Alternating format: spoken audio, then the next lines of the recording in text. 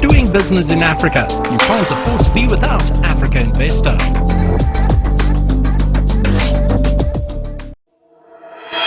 We believe climate change is the greatest investment opportunity of our generation. That's why the African Green Infrastructure Investment Bank, AFGIB, is investing for generational climate returns. Join Africa's Green Investment Bank and its partners for action on the just transition and emissions reduction targets in Sharm el-Sheikh, Egypt for an epic 2022 African COP27. The African Green Infrastructure Investment Bank, AFGIB, committing capital to a climate-safe future. Now moving to our good friend and private sector ally, who happens also to be P20, which is the business industrialist group that works with the G20 political leaders.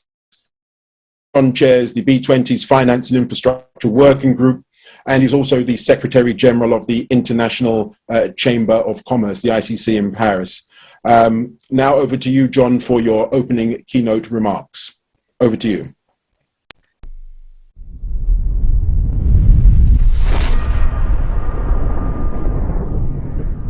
Thanks, Hubert. It's great to be with you today. Let's start with the African Green Infrastructure Investment Bank.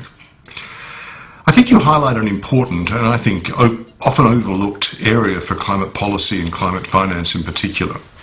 Specifically, greening international supply chains. Now, we've seen a lot of focus in recent years within the United Nations climate process on mobilizing ambitious net zero commitments from brand name multinationals. There's a very strong logic for that. And the climate plans set out by many of the world's largest corporations are really very truly impressive.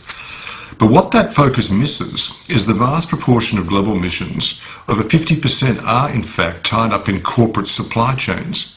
So in this context, there is growing recognition that existing commitments may be meaningless without a strategy to reduce the so-called Scope 3 emissions.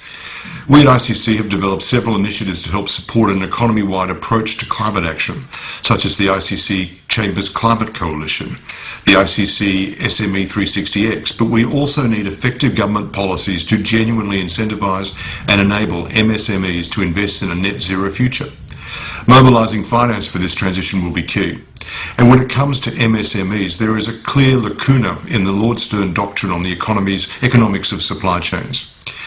Yes, there are significant mid to long-term returns on offer to companies from investing in net zero future. We get that. But that transition often requires significant upfront investment that many MSMEs simply cannot and are not in a position to make. Bridging this gap will be vital if we are to achieve the goals of the Paris Agreement. Last week I launched a new ICC report on enhancing the contribution of the USD 700 billion export finance market to meet global stability goals. One of the key findings of that study was the need to establish joined-up financing approaches between development finance institutions, export credit agencies, national financing institutions and other relevant stakeholders. To deploy CapEx at scale in these areas where it's actually needed, we need to have the most support from business in transitioning to a greener future. And I very much hope that the African Green Infrastructure Investment Bank will be able to play a catalytic role in such an ecosystem to help green supply networks across the continent. We believe climate change is the greatest investment opportunity of our generation. That's why the African Green Infrastructure Investment Bank, AFGIB, is investing for generational climate returns.